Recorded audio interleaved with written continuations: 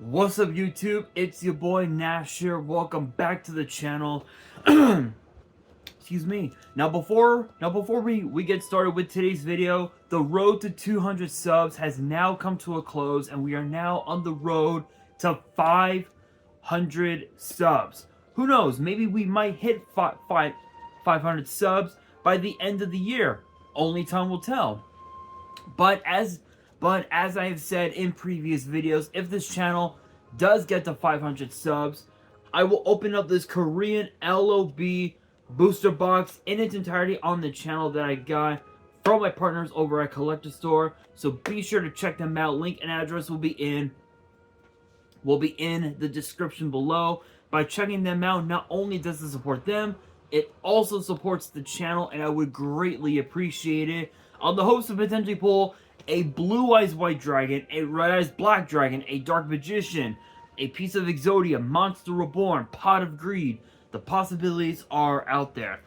However, if this channel gets to 1,000 subs, I will open up this first edition Toon Chaos box in its entirety on the channel that I also got from my partners at Collector Store, on the hopes to potentially pull my second ever collector's rare. Excuse me. Because it wouldn't be the first time that I pulled a collector's rare, because I also pulled this. Freshly pulled from my Genesis Impact box opening that I did a few months back is a collector's rare B-Cup from the Underworld. This thing looks absolutely gorgeous. The centering, you guys can easily tell.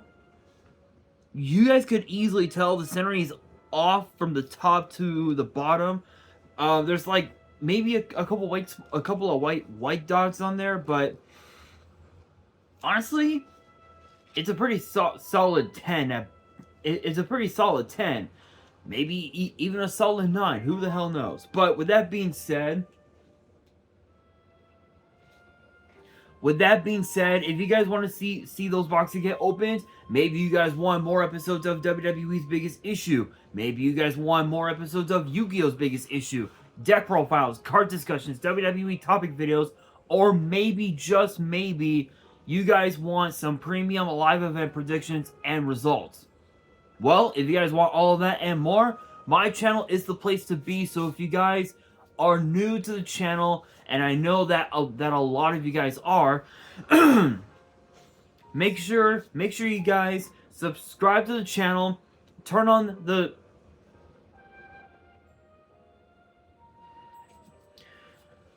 sorry guys, a piece of my hair got caught in my fingers. Anyway, where was I?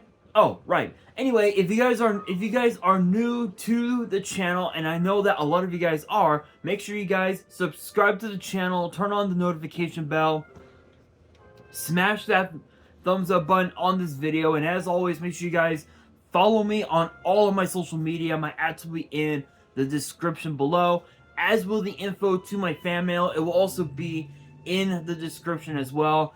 And I want you guys to post in the comments below answering the question of the day, which I guess in a way it kind of ties with today's video. But the question of the day is this: what anime archetype, and I'm pretty sure I've done this before, but which anime archetype do you guys want to see get printed in a future core set? Let me know down in the comments below, because for today's video we've got 5 more new cards to talk about that will be coming out of the new set Phantom Nightmare, including one card that was seen in the GX anime but never got released to the public. What is that one card? Well, guess you guys are gonna have to continue to watch this video to find out. So let us cut the bullshit and let's get straight into today's video. Kicking things off, we got Back Mutation.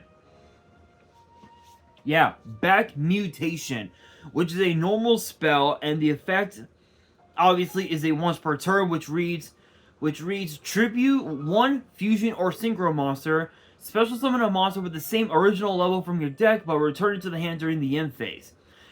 So, ironically enough, this is basically a makeshift version of Metamorphosis, where if you guys are not familiar with the card that is Metamorphosis, basically what it does is you tribute a monster that's on board, and you get to summon a fusion monster from your extra deck with the I think it's with the same attribute, I think, as the monster you tributed. Yeah, I think it's the same. Let me take a look. Give me 1 second, guys. I'm gonna look up Metamorphosis because I think that's the effect. Go on to Nexus.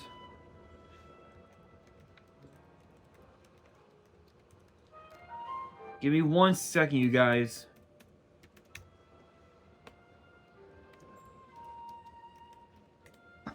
Okay. All right. So I'm on Nexus.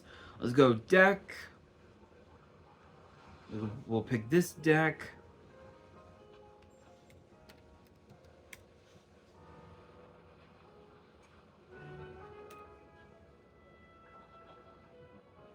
Here we are. Metamorphosis. Tribute 1 monster, special summon a fusion monster from the extra with the same level as the tributed monster. So I was wrong. I thought it was the same attribute, but it's actually the same level. So ironically enough, this card in today's Yu-Gi-Oh would have been abused in Kashtira decks, because if you think about it,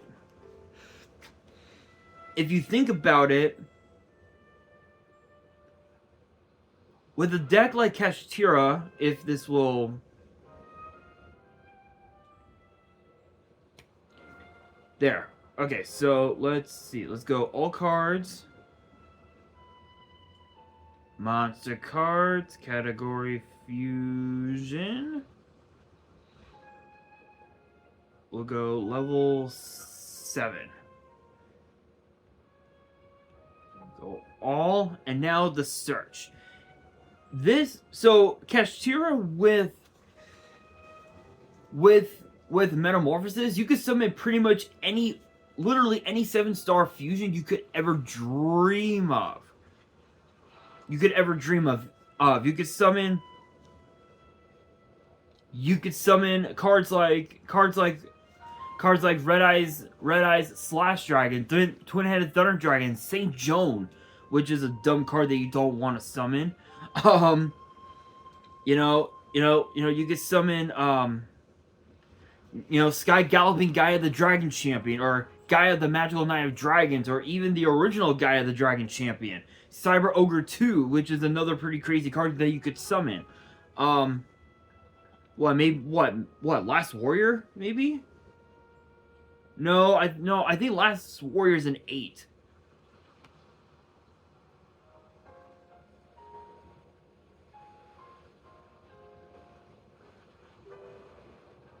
If I remember right, that's an 8. Last Warrior? No, it's not.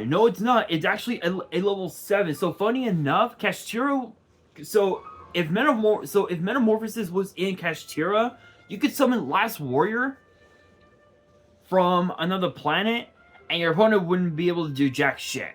That's how crazy Metamorphosis truly is. So I'm glad that Metamorphosis got banned when it did, because by today's standards of Yu-Gi-Oh, it's pretty nuts.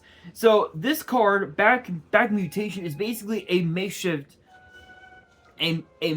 version of Metamorphosis, where you can tribute a fusion or synchro and summon a monster from your deck with the same level. So ironically enough, this card can actually be used in Kashtira. So, is Kashtira really done for? No, it really isn't. Even with a Rise Heart, I think limited to 1, if I remember correctly. Even with a Rise Heart to 1, the deck is still playable. The deck is still broken. 3 copies of back mutation, add a synchro package to your Castura deck. Come on. Even you guys have to admit that's pretty nuts. Next up we have Pendulum Witch, which actually, ironically enough, is this the jump promo? Oh my god, yes it is. Okay, so we do have a jump promo. So let me find one more card. Give me 1 second.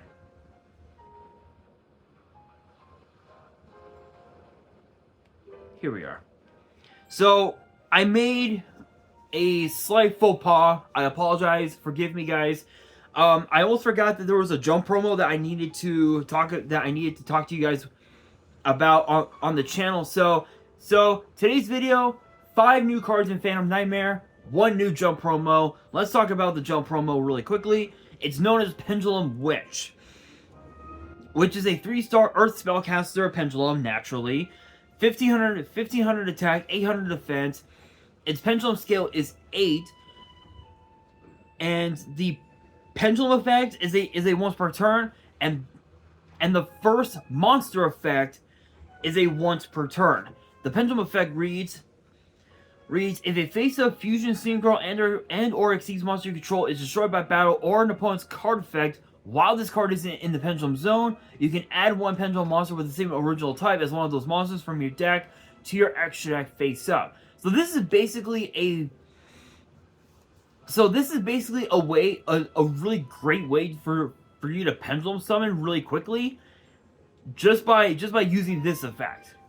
Not much else to say about that. The monster effect, it has 2 effects, and as I said, the first one is a once per turn. The first one reads, if this card is normal or pendulum summon, you can target 1 card in your pendulum zone, destroy both it and this card, and if you do, add 1 level 4 or lower pendulum monster from your deck to your hand. This is basically Rhoda. This is like basically your Rhoda for any pendulum based deck that can totally abuse this card, which is really cool. Second effect reads, if this card in the monster zone is destroyed, you can place it in your pendulum zone. So basically, this is a way. So this acts as sort of like a loop, because if it gets sent to your pendulum zone, you can use its first effect, and you can just repeat the cycle over and over again, which is actually pretty cool. Going back into Phantom Nightmare with Goblin Paratrooper Squad. Yes, you heard me right. Paratrooper Squad is the name. Which is a 4-star Wind Warrior with 0 attack, 2000 defense, and both of its effects are once per turn, which the first effect reads, if this card is special summoned from the hand in attack position, you can target 1 effect monster your opponent controls, change this card to defense, and negate that target's effects while this card is in face-up defense. I mean, this is basically imperm on a 4-star body, so that's not bad. That's actually not that bad, honestly. Second effect reads, if a monster is special summoned to your opponent's field while this card is in your grave, you can discard 1 card, add this card to your hand. I mean, it's not bad, but don't get me wrong, the first effect is cool. It's like a makeshift imperm, but let's be real, the effect could have been better. The effect could have been better. Next up, we have oh god. Okay, so this card, we have Rumpel Teufel.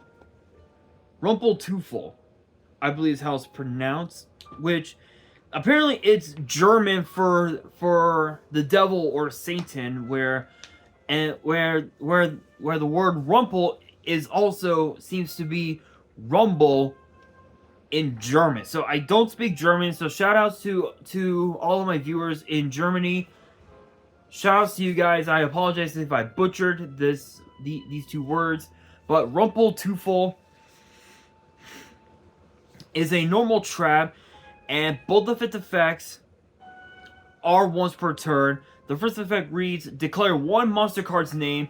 Now the player can special summon monsters with that original name for the rest of the turn, except from the graveyard. So, ironically enough, this card can actually stop Nibiru.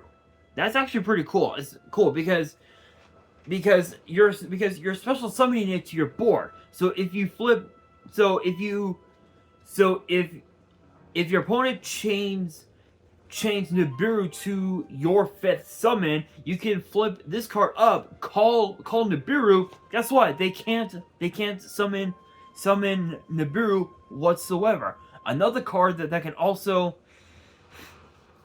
that this card can also stop are Kaijus. Kaijus are still playable by today's Yu-Gi-Oh standards. Even raw sphere mode. A lot of these cards that can break your opponent's board, this card can basically stop, which is absolutely insane. The second effect reads, you can banish this card from your grave and declare one monster card's name. Now the player can activate the effects of monsters on the field with that original name for the rest of the turn. Again, cards like Nibiru, cards like Kaijus, Ash Blossom, or even also cards like Appaloosa is definitely another card that can definitely be stopped off of this effect, which is pretty cool. Next up, actually we have a new card that is a play on to the spell from the DM anime known as Sebek's Blessing. You guys remember Sebek's Blessing, right? Well, for those who don't know about Sebek is the note here reads, Sebek is an ancient Egyptian deity associated with the Nile crocodile with a variety of domains such as the power of the pharaoh, fertility, military might, but especially served as a protective deity, including against the dangers of the Nile. He's a multi-facted deity who both represents the violence of the Nile, but also its life-giving qualities, and was the god who reunited the dismembered body of Osiris. That's a nice little history lesson right there. So we have Sebek's Sorcerer, which is a Water Aqua Link 2 with 2000 attack, and its arrows are bottom left, bottom right, and it requires 2 effect monsters. Both of its effects are once per turn, and the first effect reads, when this card in your monster points to inflict battle damage to your opponent, you can gain the same amount of life points. Second effect reads, if either player gains life points even during the damage step, you can make each player take 1000 damage. This is basically Sebek's Blessing, but in monster form, which is actually pretty nuts. Not much else to say about that. And now the last card, which is the anime card from GX. It is known as Dark Guardian. Dark Guardian, which is absolutely insane. Never thought we would ever get Dark Guardian printed ever, but it has happened, and it's a 12-star Dark Warrior with 3800 attack and defense, and it says that this card is always treated as a Gate Guardian card. And it says that it cannot be normal summon or set, it must be special summoned with Dark Element, or from your grave, or from your hand or grave by shuffling one Song of the Thunder, one Kazijin, and one Suijin into the deck from among your face-up cards on the field, in your hand or graveyard, and or your face-up banished cards. And I just realized there's actually 6. Because this also features Dark Element as well. Oh my god. Guys, I apologize. I'm so stupid. I'm like so fucking stupid. So we have 6 new cards plus the jump promo. You guys will see it. We'll see that in the title of the video. I apologize, guys. I'm so stupid, but Dark Guardian has 2 separate effects. The first effect says that it cannot be destroyed by battle, and the second effect says that this card, special summon with Dark Element, is unaffected by other monsters' effects and your opponent's activated spell effects. So this is basically sort of like a god, if you will, on a 3800 attack and defense body. Not much else to say about that. And now the last card, Dark Element. Both of its effects are once per turn. First effect says if you have Gate Guardian in your grave, pay half your life points. Special summon a level 11 or higher Gate Guardian monster from your hand deck or extra deck, ignoring and summoning conditions. So again, Dark Guardian, you can summon it right off the bat, which is pretty cool. Second effect reads, you can banish this card from your grave, add one of your Song of the Thunder, Constitution, or Suijin that is banished or in your deck to your hand. This is sort of like Rhoda / Different Dimension Reincarnation, DDR sort of, so that's not bad. But again, excuse me, again, are you really gonna use Dark Element in a Gate Guardian deck? Yes, you actually are, because of the fact that cards that are in your banish pile, you can add those back to your hand, which is absolutely nuts. So not much else to say about those 2 new cards, except holy shit, Gate Guardian might just be the new meta. But with that being said, guys, that will do it for today's video. Hopefully you guys enjoyed. If you did, make sure you guys smash that thumbs up button. If you guys are new to the channel and you guys want more card discussions in the future, make sure you guys subscribe to the channel, turn on the notification bell, and follow me on all of my social media. My ads will be in the description below, as will the info to my fan mail. It will also be in the description as well. And on that, this is your boy Nash, signing out.